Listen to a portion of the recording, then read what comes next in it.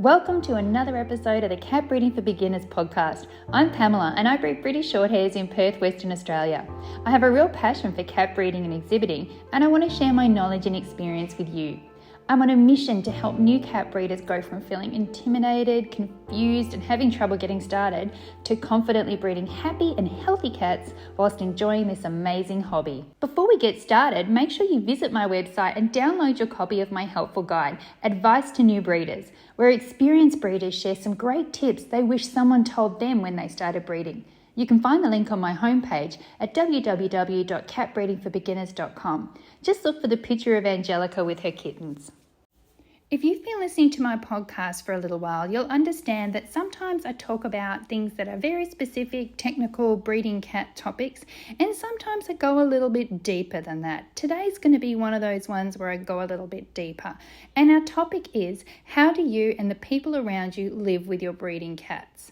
Now, this is a subject that I went into on a live Facebook recently, and I thought, wow, that's actually something I need to record properly and share with everybody else because it's actually a really important lesson to learn. When you're first new to cat breeding, you think about all the technical things. You think about putting cats together, checking if they're pregnant, when the kittens are born, all of those little details. But what you don't think about is some of the bigger picture stuff. And this is one of those topics. Now, on YouTube, on Facebook, on Instagram, I always get the same message over and over again. My cats are fighting. How do I stop my cats peeing on things? My cats are attacking other pets. My cats are screaming all the time. My cats are pooing on the beds. They're peeing on my kids' clothes. In fact, this morning I was reading on a message in one of the, we have a group for our new cat breeders club. We have a Facebook group, and one of my new cat breeders, one of my newbies actually said, here's a video of the pens we're putting together for our female cats, and she was sharing what she was doing for them, and she said that she really didn't want to put them out into pens. She wanted to keep them all in the house, but the thing that actually broke her, the straw that broke the camel's back for her, was that one of her girls peed on her kid's school uniform that they were going to put on that morning to wear to school. And you know, this is what goes on. This is the kind of messages I get day in, day out from people. And it's really hard sometimes. Now, my own personal experience is more when we used to live in our old house, which was in a more of a suburban area. And we had our cats, we had our female cats in the house, and we had our boys living in pens on our back patio. A patio in Australia is a covered sort of patio area. It's not just a flat area like you might have in the UK. So we had a suburban area and just a regular house. Now, the thing about it was that in that house, I had the surprise of finding that the dining room that we didn't use that often in that house, my cats had been going in there without me really realising and had been going to the toilet in there. So the cats had actually been pooping on the floor in the corner. They'd been peeing in the corner. It had soaked through the carpet down into the concrete, and it was disgusting. So yeah, that was very, very yuck. And we didn't notice it until it got quite bad because we never used to go into that room, so we didn't notice the smell of it. We also had cats. One of the cats once peed on Damien's camping stuff. The night before he was going to go camping, they peed on his backpack. We also had them tearing up the carpet in the corners of the rooms that they were in. We had boys that were crying all the time. Even though they were on the back patio, they were making a lot of noise, and it was quite difficult to maintain them and be in a suburban area and be worried about our neighbours. I also had girls I had a particularly loud girl at that time. I had a girl that would be just going around screaming and calling all the time, and that was really difficult too. So my own situation was that it was really hard to live with these cats. And I can remember some of the damage they did to our house. Aside from the peeing in the dining room incident, they used to always jump over a certain section of wall, and they would jump over it and they would scratch the plaster beneath the wall. And so there was scratches all in the house as well where they'd been scratching on it. And here's the thing, that house, the way it was, we ended up renovating that house when we moved out. So we moved out to our new house. We had that old house for over a year, and we were able to renovate it. And all the carpet came up, and all of the concrete was specially cleaned, and all of the plaster was redone. A lot of the work I had to do myself. A lot of it, you know, was just patching up the damage the cats had done. They'd scratched the bottom of the doors. They'd dug up carpet here. They just damaged the place, basically. And if you live like that, If you let all your cats be in the house and you live like that, and you might think, well, that's okay, I'm okay with that. I don't mind. But there are other people that are involved in this situation, and there are other people that are going to come to your house in this situation. And one of those sets of people that are going to come to your house are your kitten buyers. And they're going to come to your house, and it used to just really drive me crazy that they'd be coming over to see their kittens and to take their kittens home, and they'd have to walk past the patch of scratched up, wall at the front of the house. They had to walk past that to go see their kittens. So it was like, welcome to my house. Please take home one of my kittens. It's going to do that to your house as well. It was just really annoying, and I really didn't like it, and I was really frustrated by it. So there will be people that will come into your home and are going to have to experience your home the way that, you might be okay with experiencing it, but other people won't. And it'll get to the point where you'll have things like I don't want to have friends to come over anymore because I don't want them to come over because the house smells like cats, or they're going to comment on the cats, or they're going to say that there's cat fur everywhere, or they're going to be unhappy with the cats jumping around them.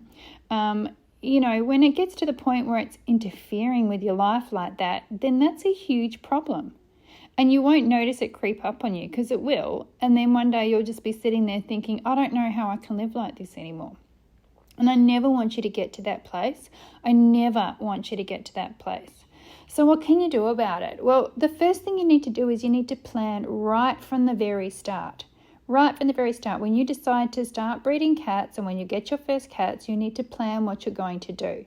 You need to remember that they are not pets. We can love them as much as pet cats, but they are not pet cats. We need to treat them as breeding cats, not the same as pet cats. And I go into this in a lot of detail in my stud cats mini course, because people do tend to want to treat their stud cats like pets, and they are not. They need certain types of housing. They need certain types of care. And so I do go into it a lot in that particular course, but it applies to all breeding cats. The longer you breed, the more damage they're going to do to your house and your home. And that's why I don't have them inside anymore at my current house. I have a kitten room, which currently has some younger cats in it. I have a room at the back of my house that I use for my babies to be born. And when it's the off season, I often have some of my older cats in there as well.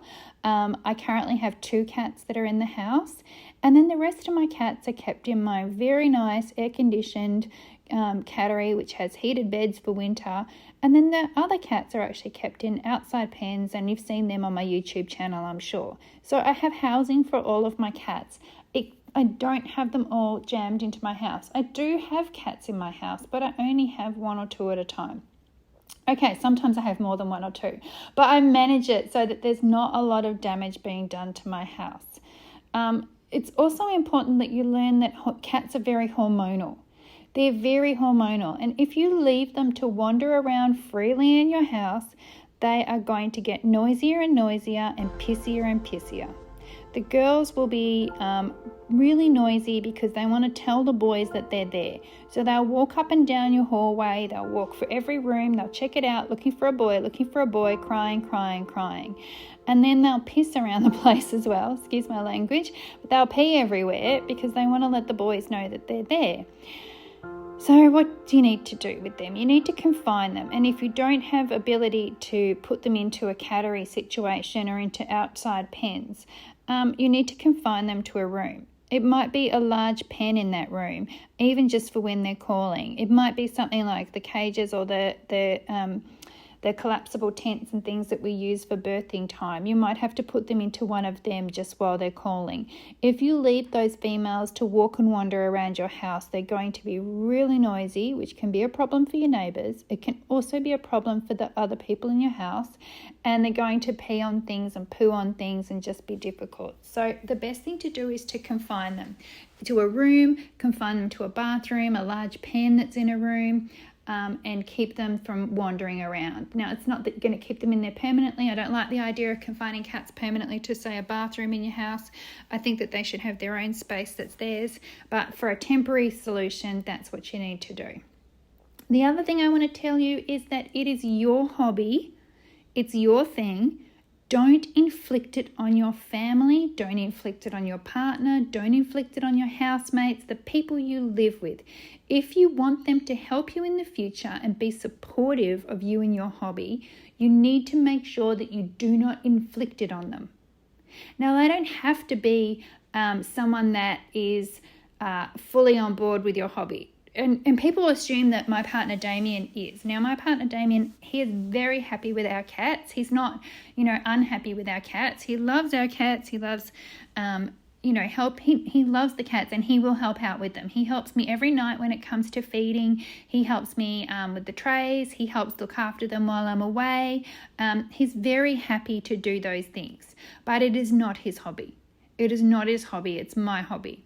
And part of the reason that I think he's happy to do those things is because I don't inflict it on him in other ways. I don't make him have to live with cats that are calling all night and keeping him awake. I don't make him have to live with changing the sheets in the middle of the night because one of the cats jumped on you and peed on you while you're sleeping. I don't inflict my cats on him. I have them and they're part of our life, absolutely, but it's not something that's going to be, it's not something that's taken over our life. So everyone should be happy that lives in your house, and everyone should be happy, not just you. You need to worry about the other people that are involved in your life and how they feel about it. Because as well, owning cats and breeding cats takes up space in your house. It takes up space in your life. It takes up a lot of your energy and the time that you have. It also takes up a lot of your emotions because it can be an up and down kind of thing, dealing with the cats, dealing with people, dealing with everything. And it also takes up a lot of money. So you need to remember that, space, time, energy, money, emotions, all of those things, if your cats are taking them away from the people that are in your life, then they're not going to support you. They're not going to help you. And I know for a fact that there are people in the cat fancy. I can think of two people. I can think of one lady whose husband would not even clean a litter tray, not one single one. He wouldn't do anything. And even when she would go away, she'd have to get somebody else to come in and look after her cats, even though he was actually there in the house at the same time. He just had no interest in it whatsoever, to the point where he wouldn't do a thing. And I thought to myself, something's gone on there, because he's not happy about it, because I really felt like it was something that was being inflicted on him. It really had taken over most of their home. It had taken over, a lot of their life. And so he was pushing back on that by saying, I'm not going to be involved in it. And I can think of another husband and wife as well, where, if you visited their house, he would come home from work, and the first thing he would do was he would remove the plastic from his favourite chair. There was a plastic sheet over his favourite chair, and he would remove the plastic from the chair, and then he would sit down to watch the TV after he got home from a hard day at work. And the reason he had to do that is because the cats would pee on his chair. If he didn't have the plastic on his chair, the cats would piss on it, and he'd come home and have nowhere to sit to watch his TV. And I just thought to myself, that's not right. That's not right. This is not the cat's house. This is his house too. It shouldn't have to be like that. And he was very, very unhappy about the situation too, and never did anything to do with the cats. Never helped with the cats at all. But why would you, when they're the source of, what pees on your favourite chair? I mean, you've got to remember that it's your hobby, and just don't make it difficult for your friends and family and the people around you to be in your life because your hobby's taken over. Don't inflict it on them. So it's not easy to keep breeding cats in your home. It is doable. Lots of people do it, but you really need to plan for their housing. You need to plan from it right from the start when they're kittens, and you really need to think about on the impact that having those animals is going to have on the people you share your life with.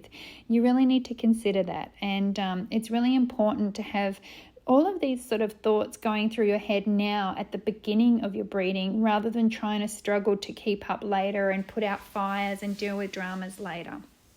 The more work you can put in planning things out now, the better the journey is going to be for you. And you won't have too many cats too soon. You won't have cats where you don't know where you're going to put them. You won't have cats peeing on people's chairs so they can't watch the TV. And you won't have them peeing in the corner of your dining room and finding it later and being horrified that it's been there and you didn't know it was there. So that was an interesting story that I've shared with you about my life. So if you are thinking about, having stud cats particularly and getting prepared for them and the life that they're going to have with you, one of the things that you can do is you can have a look at my Stud Cats mini course. It's only $79 Australian. I've got lots of reviews from people who absolutely love it, and I have a lot of people who have said that they've watched it several times over, and you can also go back and just watch the bits that are important to you. I talk about things like getting a stud service from someone else's cats, having people come to visit with your cats, how you keep your stud cats, how you feed your stud cats, what you do with your stud cats when you put them in with the girls, how you choose the stud cat. All of these things are there for you in my Stud Cats mini course, so you can check that out if you want some more information about that. It's also helpful just for breeding cats in general. At some point I will, when I have 2 seconds to myself, I'll actually create a bigger course that covers all of breeding, but that I think is going to take a little bit more time than I have at the moment. So until then, you'll just have to listen to my podcasts and pick up the bits of stuff that I'm sharing, I hope that it's helping you, and if it is helping you in any way, shape or form, I'd love to hear about it, and I'd love to get some reviews for my podcast. Wherever you're listening to it, if there is a way that you can give it a review, please do, or just give me a comment on YouTube as well and let me know what you think, because I love hearing that you guys are getting something from it, and it makes me really happy, and that brings me a lot of joy. So that's another thing. This hobby should bring you joy. If it's wrecking your house, it's not going to be bringing you joy. Okay, that's enough on that for now. I hope that was helpful, and I'll see you next time. Thanks for listening. Make sure you visit www.catbreedingforbeginners.com, where you can find articles, guides, courses and more. Plus, make sure you check out my amazing New Cat Breeders Club. It's a supportive space where new cat breeders can learn, share and help each other. I only take new members a few times a year, so sign up to make sure you don't miss out.